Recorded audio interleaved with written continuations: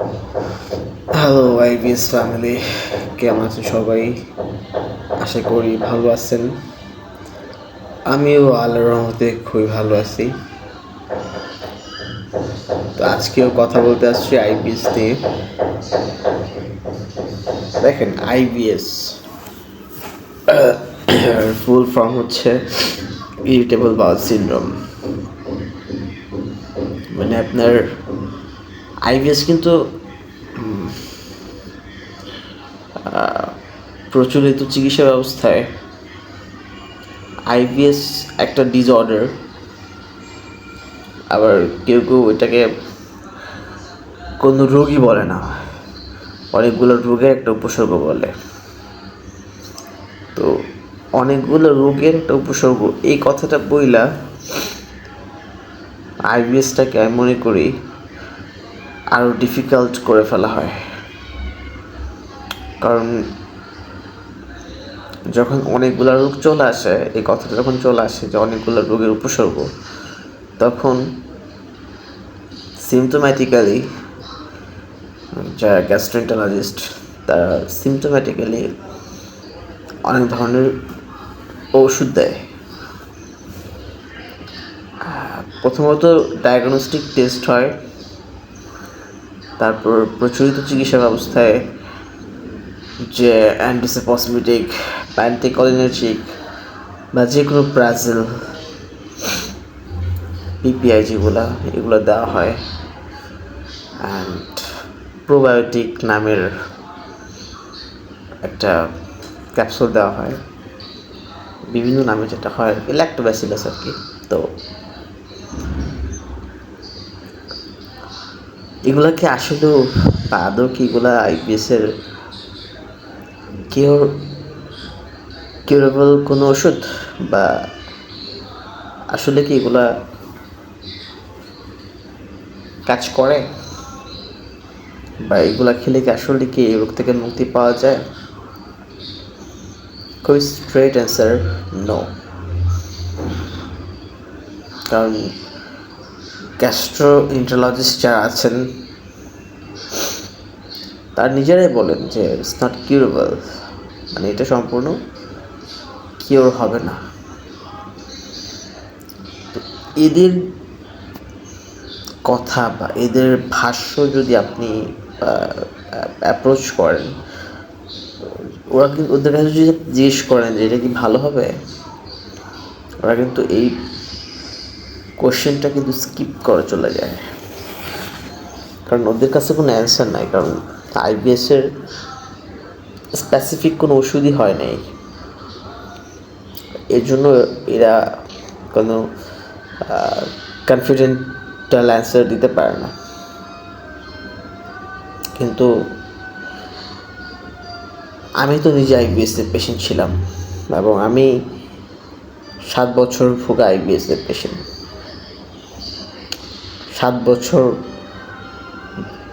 একটা রোগী যদি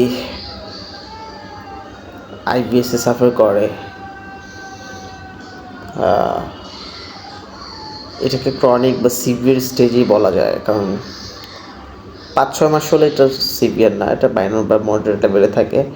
বাট 2 ইয়ার্স আপ হয়ে গেলেই রোগটা সিভিয়ার হয়ে যায়, ক্রনিক হয়ে যায়। তো আমি তো আইবিএসের ক্রনিক পেশেন্ট ছিলাম, তাই না? তো আমি তাহলে কীভাবে ভালো হয়েছি? কারণ আমি যখন বুঝে গেছি যে এটা আসলে কোনো পেটের রোগ না, পেটের রিসিপ্টরগুলোর অ্যাবনর্মালিটি এবং মাইন্ডের একটা প্রবলেম, তখনই আমি ওখান থেকে মুভ করছি যে না, এটা এভাবে হবে না, আইবিএস ওদের দ্বারা সম্ভব না। তখন আমি নিজের ট্রিটমেন্ট নিজে করি, প্রচুর রিসার্চ করি, পড়াশোনা করি, বিভিন্ন অ্যান্টাগনিস্ট, অনেক ধরনের অ্যান্টাগনিস্ট আছে, 5-HTP3, dopamine 2, dopamine 1, histamine receptor, অনেক রিসেপ্টরগুলোর উপর আমি পড়াশোনা করি যে আসলে এটার প্রবলেমটা কোথায়? যখন আমি বুঝতে পারছি যে এটা পুরোটাই হচ্ছে একটা ব্রেন এবং গাটের একটা অসামঞ্জস্যতা, তখনই আমি এটার কোর পাই। দেন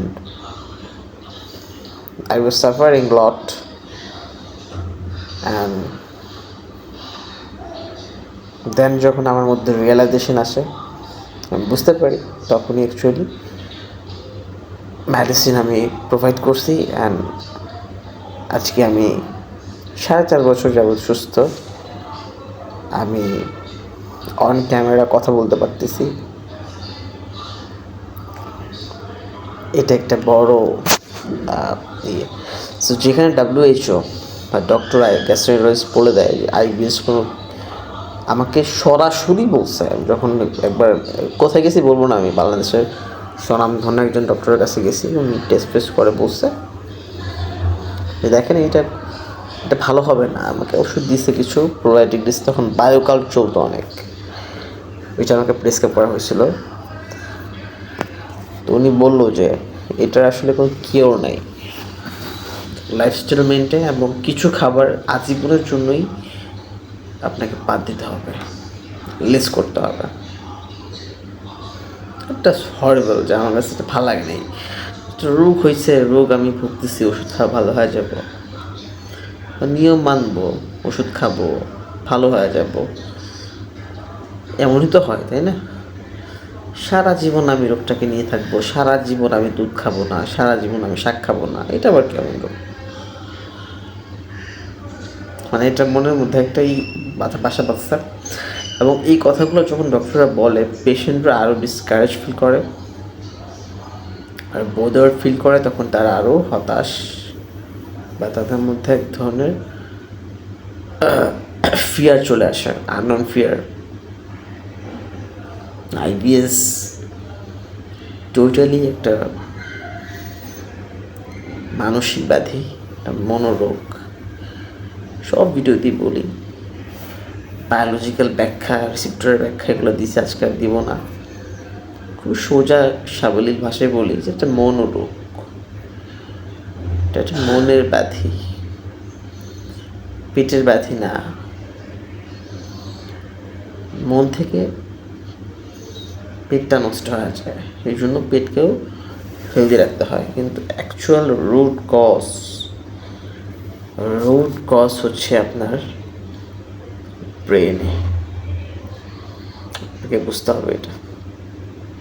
আমাদের ব্রেন ওভার সেন্সিটিভ কাজ করে, ব্রেন ওভার কাজ করে।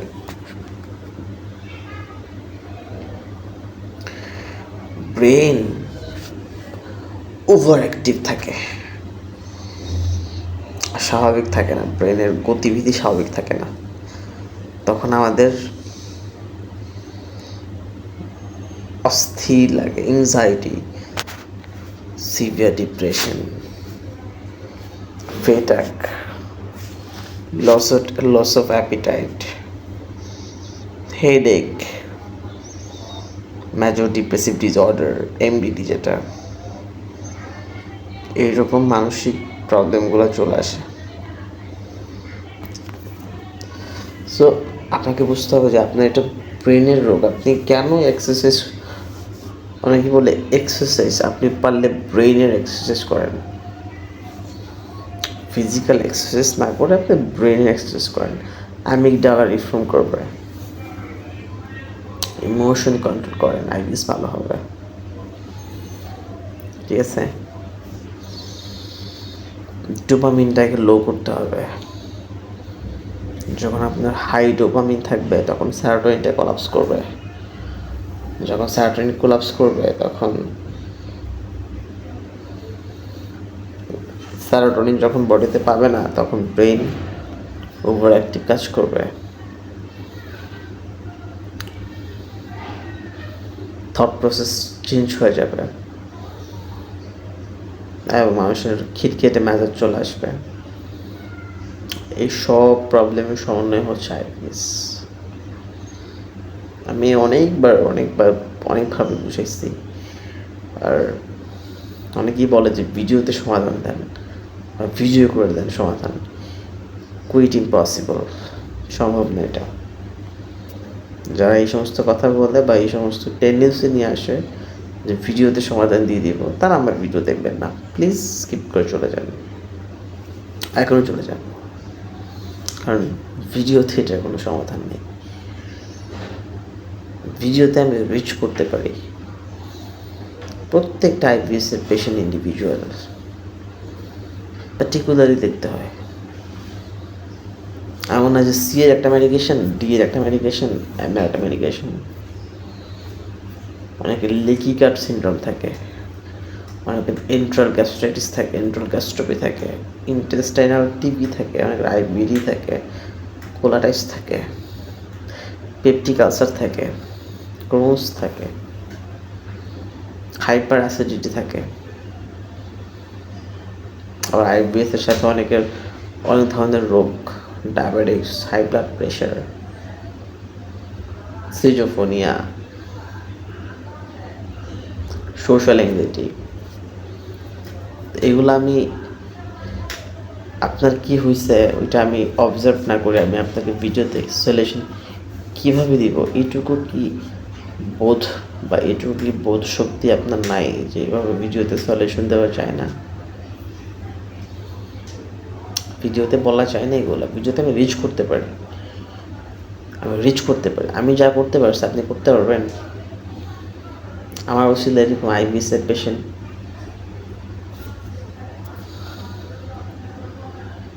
মিনিমাম সেঞ্চুরি ক্রস করছে। আপনি কয়জন আইবিএসের পেশেন্ট ঠিক করছেন? বা আপনার নিজের বেলা আপনি আইবিএসে কতটুকু কন্ট্রিবিউট করছেন, কতটুকু ভালো ফিল করতেছেন? আরে ভাই, এই বিষয়ে আমি অভিজ্ঞ, I know well about this disease. আপনি অনভিজ্ঞ। আমার থেকে বেশি বোঝা পাবলিক হইলে আপনি আইবিএসে ভুগতেন না।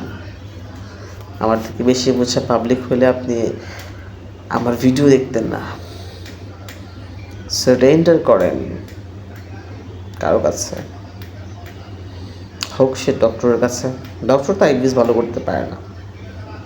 ডক্টর ভালো করতে পারতই তাহলে স্পেসিফিক্যালি একটা ডক্টর থাকতো সারা বাংলাদেশে যে আইবিএস ভালো করতে পারে, এবং যত আইবিএস পেশেন্ট আছে সবাই তার কাছে যেত এবং সবাই ভালো হয়ে ফিরত।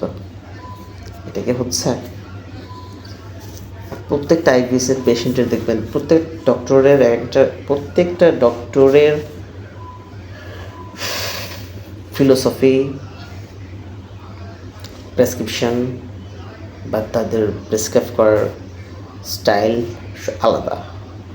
অনেক আইবিএসের ডক্টররা হচ্ছে প্রোবায়োটিক দেয় না, আর অনেক ডক্টর আছে গেলেই প্রোবায়োটিক দেয়, অনেকে আছে অ্যান্টিসাইকোটিক দেয় না, অনেকে আছে অ্যান্টিবায়োটিক দিয়ে ফেলে। অ্যাজিথ্রোমাইসিন, অর্নিডাজল, সিপ্রোফ্লক্সাসিন, রিফাক্সিমিন অথবা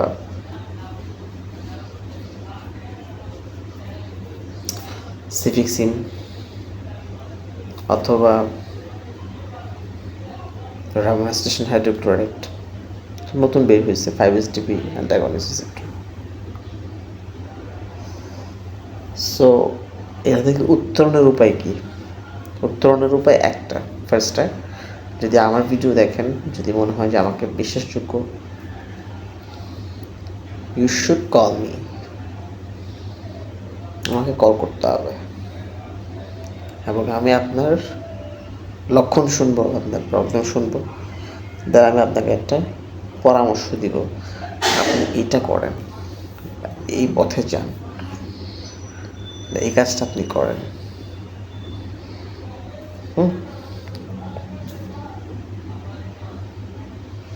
বাট এটা এমন না যে আমি সরকারিভাবে আপনাকে ভিডিও দিয়ে দিব, ভালো হয়ে যাবেন, সম্ভব না। অনেক পেশেন্টের আইবিএসের প্রবলেম হয়েছে অ্যান্টিবায়োটিক মিসইউজ করার ফলে। তারা আপনি কী দিবেন? সে কী খাবে? অনেক আইবিএসের পেশেন্ট আছে তাদের আইবিএসের প্রবলেমটা এতটা প্রিডোমিনেন্ট না, বাট সেক্সুয়াল ডিজাইর নেই, সিক্স নাই, তার আপনি কি দিবেন? এমন আইবিএস এর পেশেন্ট দেখছি টেস্টোস্টেরন লেভেল ঠিক আছে, বাট আইবিএস সি এ ভুগতেছে, প্রতিদিন ফোন করে আমাকে, ভাই কী করবো আমি,